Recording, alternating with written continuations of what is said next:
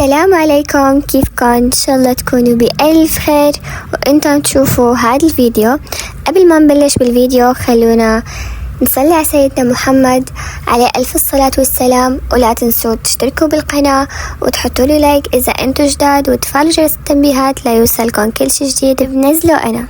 موضوعنا اليوم عن فن المعاملة بالمثل، وعشان ما تعطوا حدا أكبر من حجمه، لأنه بتمر علينا كتير شخصيات بالحياة يلي ما عندها لا إحساس ولا ذوق ولا حتى حياة، وكلامهم وتصرفاتهم تصدمك من كمية الجراءة وأحيانا كمان الوقاحة. رح أقولك كيف تتعاملي معهم وتحطيهم بالمقاس والحجم المناسب بكل سهولة.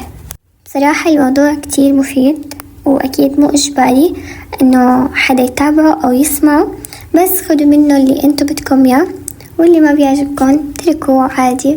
الحياة جدا حلوة. فبعض الناس بيتوقعوا منك انك تتحمليهم وتتحملي اذاهم وتقل دمهم وقلة ادبهم وتجاوزاتهم وتدخلاتهم بخصوصياتك وتفاصيل حياتك، وبينتقدوكي وبيجرحوكي وبيرموا عليكي بالحكي وبيستفزوكي، وحتى اذا شافوكي محترمة معهم وماسكة حالك معهم تمام بيزيدوها وبيكبروا حجمها، وبتصيري انتي الهدف اللي رح يطلعوا عليكي على قدهم ويمتصوا منك احساسهم بالافضلية. يعني رح يصدقوا على حالهم كتير، وهالشي رح يخليهم يتمادوا اكتر واكتر. بتعرفي وين المشكلة؟ المشكلة اذا كانوا هالاشخاص من محيطك، يعني اما بالعمل او الاقارب او اشخاص مضطرة انك تتعاملي معهم، وكل ما كنتي لطيفة ومحترمة وعم تمارسي الذوق بتعاملاتك كل ما تجاوزوا عليكي أكتر وضايقوكي أكتر. طيب ليش؟ لأنه في ناس ما بيفهموا، حتى وإنتي عم تضحكي لهم لازم تطلعي لهم أنيابك شوي. ليش؟ عشان يعرفوا وين الخط ووين لازم يوقفوا، وعشان يخافوا ويحسبوا لك حساب. وعلى فكرة في بنات كتير تعبوا وجدن أمراض نفسية ورهاب اجتماعي ومشاكل بالشخصية وثقتهم بنفسهم مهزوزة. وكمان بعض البنات دخلوا موال عمليات التجميل. ليش؟ بسبب التنمر، وبسبب تمادي بعض الأشخاص عليهم بشكل مؤذي وجارح ومتعب، وبسبب إنه فلانة وعلانة يعني خلاص معتمدين على إهانتها وإنه يغلطوا عليها ويقللوا من قيمتها ويقهروها وهي ساكتة وصابرة ومتحملة. والسبب إنه ليش؟ إنه كبري عقلك، ما عليكي منهم، لا تردي عليهم وتصيري مثلهم، لا تنزلي مستواكي إلهم، صبري وإلك الأجر، ويلا معلش هاي هيك شخصيتها يعني تحمليها، وهاي عصبية وحادة بس ترى ليكي قلبها طيب. ها لا لا لا 3 لا، لا تتحملي ولا تصبري. تمام؟ أصلا من قلك إنه إلك أجر على تحمل الإهانة والغلط؟ فيكي تعطيني دليل من القرآن أو الأحاديث إنه بيقولوا إنه الضعف وتحمل الإهانة والتنمر والتجريح من الآخرين إنه له أجر؟ ترى ربي ما يحب الضعيف. ولا أسوأ صنف منهم كلياتهم هدول، هديك الحية اللي لسانه بنقط سم وقلبه مليان حقد وحسد وكلامه كله انتقاد وتجريح وأسلوب سام بشكل كتير عجيب غريب. تمام؟ وإذا زعلتي بتقلبها عليكي وبتقلك شو فيكي، لا شو زعلتي، ترى عم امزح وما اقصد، بس انا اللي بقلبي على لساني. طيب انا شو رح استفيد اذا عرفت شو في بقلبك الاسود؟ طيب شو المصلحة بالموضوع؟ يعني اذا انتي اثبتتي لي انه قلبك مليان حسد وحقد وغيره، ليش ما بتفكري انه شو اثر كلامك، شو رح يأثر؟ ومين قالك اصلا انه مزح الناس طبيعيين تجريح ومسخرة؟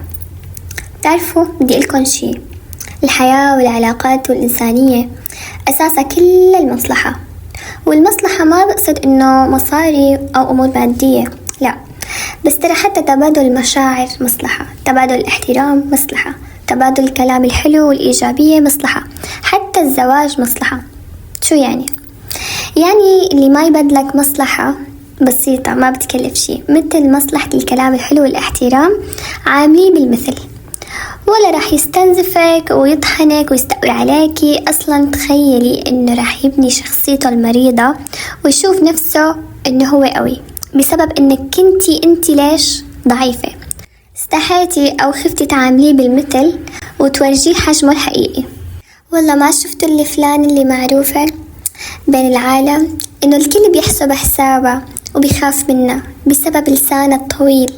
أصلا لو لقيت حدا يحجمها أو يقص لسانه ما كان طول بهذا الشكل، بس جربت ولقيت إنه الناس سكتوا إلها وعادي صارت تتمادى وبدت تتصدر تستعرض مهاراتها إنه هي لسانها طويل، إنه هي قوية والكل بيحسب حسابه وبيخاف منها. هاي شو بتفكرها مهارات، وهي مهارات مريضة صراحة، إنها بتدمر نفسية البنات والاجتماعات، وحتى إنه بالسوشيال ميديا، حتى الإنترنت، حتى أصدقاء اللي بدون واقع. ترى هاي الإنسانة الشريرة تعتبر من أشر الناس، لأن الرسول عليه ألف الصلاة والسلام قال: إن شر الناس عند الله منزلة يوم القيامة من تركه الناس اتقاء فحشه، يعني لسانه السليط اللي يخافوا منه الناس. هاي الشريرة اللي بتفلانة وتنتقد علانة وتحش بخلق الله، ولا بتعتمد ولا تشوف النظرة المكسورة بعيون اللي قدامها. وهي اللي ما انقبلت بالجامعة بعد ما بتسألها ليش ما انقبلتي، كل البنات انقبلوا إلا انتي. لا، والحزن اللي بعيون اللي ما حملت بعد ما تسألها: يا ربي لحد هلأ ما حملتي؟ معقول؟ قديش صار لك انتي متزوجة لحد الآن ما حملتي؟ بتقعد تكسر بخواطر الناس، وبتقهر بالبنات اللي لحد هلأ ما تزوجوا وهي بتسألهم: يا أخ ليش لهلأ ما تزوجتي؟ يلا الله يرزقك ونفرح فيكي يا رب. لا، ومرة سمعت وحدة عم تقول لبنت: شكلك ما تزوجتي لأنك تتشرطي كتير، يا بنت الحلال تزوجي ولحقي عمرك قبل ما يروح عليك القطار. وفوقها بتقولها بنبرة حزينة وبتغير ملامح وشها الأزرق على أساس إنه هي كتير متأثرة. يا حرام، البنت سكتت وتغير وشها. بدي إلكن إنه لا تسكتوا ولا تستحوا، فشلية مثل ما هي عم تتواقح معك تواقحي معها، واللي ما بيستحي منك لا تستحي منه، تمام؟ بعدين احكي لها أي تشرط، شو شايفتيني مثلك يعني؟ طيب، والحل ما هيك ناس، الحل إنك تعامليهم بالمثل. حطي هالكلمتين بين قوسين: المعاملة بالمثل قاعدة بحياتك، خليها. شوفي الواحد كيف بيعاملك وعامليه نفس معاملته بالضبط. اللي ما بيستحي منك لا تستحي منه، واللي ما بيحترمك لا تعطيه أي احترام، واللي بيتجاوز حدودك وقفيه عند حده، واللي بيغلط عليكي لا تمشي تقولي يلا معلش هالمرة، لا، بس بشرط انك تشوفي هذا الانسان عن جد متعمد انه يعمل هذا الشي معك. اذا هو متعمد معناها بيستحق اللي رح يشوفه. طيب انتي بتخافي انه يزعل، صح؟ تمام، واذا زعلت يعني ليش هي حتى ما تخاف على زعلي؟ ترى اللي بيدور على رضا الناس رح يرخصوه، رح ينزلوا من قيمته، تمام؟ رح اقولكن شي مشان ترتاحوا. ربي العظيم الكريم الرحيم اللي خلقنا وخلق الكون كله يعاملنا بالمثل بشكل واضح، وهالشي من باب العدل. نسوا الله فنسيهم، سورة التوبة 67. فاذكروني أذكركم، سورة البقرة 152. وأوفوا بعهدي أوفي بعهدكم، سورة البقرة 40. ركزوا منيح بالآيات. هذا ربي يعامل الناس بالمثل، ربي القوي المتين ينسى اللي ينساه ويذكر اللي يذكره. لازم كلنا نستوعب هاي النقطة.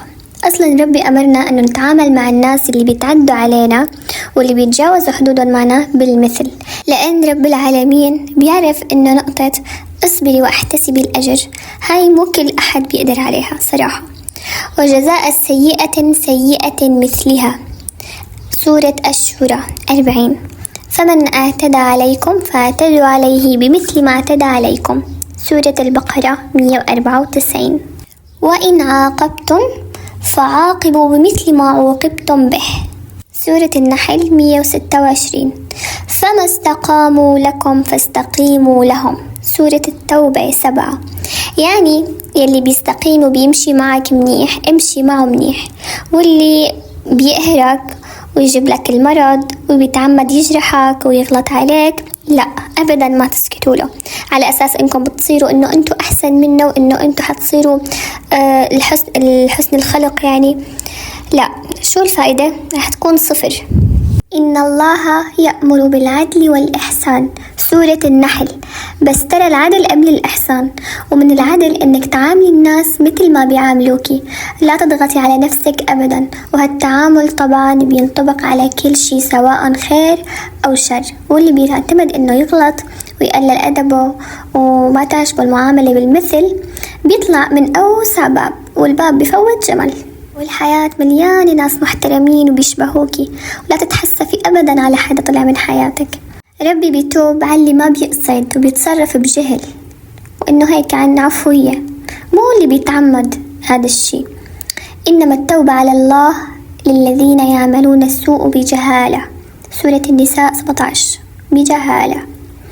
عشان هيك انت كبشر مو مضطرة أبدا إنك تتحملي اللي بيتعمد يسيء إلك، لا، وبيعيدوا وبيكرروا وبيستمتعوا وبيستلذوا وهو عم يغلط عليكي ويأذيكي، بس لأنك لأنك سكتي.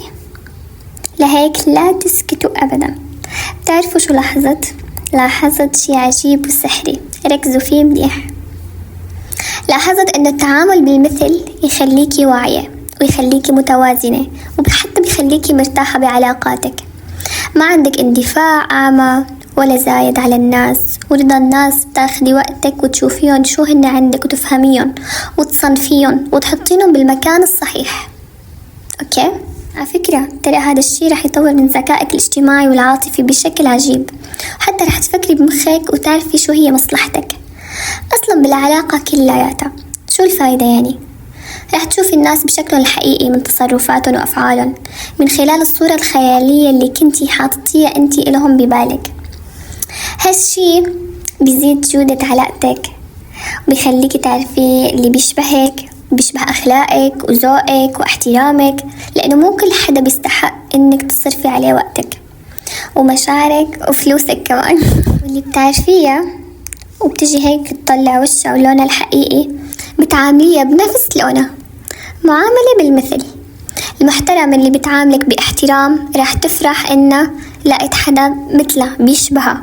أما المريضة بس عملتيها بالمثل ما رح يعجبها أبدا، لا طبعا، وراح تطلعك انتي الغلطانة كمان، مع العلم إنه تعاملك ردود أفعالك هاي لتصرفاتها وكلامها، بس طبعا هي ما رح تتحمل ولا رح تتقبل.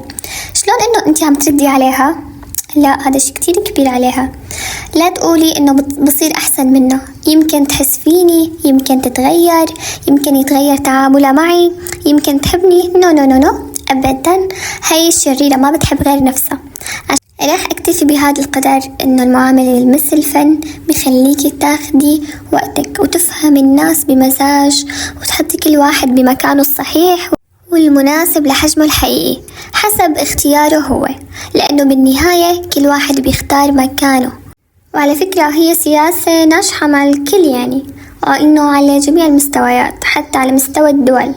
جربي، ترى رح تنظفي حياتك ويصفى مخك، ورح تتأكدي إنه المعاملة بالمثل فيها راحة لا توصف، لأنك ما رح تتحملي فوق طاقتك أبدا ولا تتعبي حالك لشخص ما يتعب لك، لأنه كل شيء له مقابل. عشان هيك وزني الناس اللي بيزعل من المعاملة بالمثل غالبا بيكون إما مريض أو نرجسي أو تافه وهدفه إنه يستغلك وياخد بس. إنه عن جد يعني شو بدكم بهالأشكال بحياتكم؟ فكروا بالموضوع منيح، وبتمنى إنكم استفدتوا منه، وبتمنى لكم السعادة. أحبكم كوميات الثلاثي الحلوين، وإنتوا كمان إذا عندكم تجربة أو تعليق على الموضوع كتبوا لي بالكومنت. أحبكم كوميات، إن شاء الله تكونوا استمتعتوا بالفيديو وما مليتوا. ما تنسوا تحطوا لي لايك وتشتركوا بالقناة إذا أول مرة عم تشوفوني. سلام.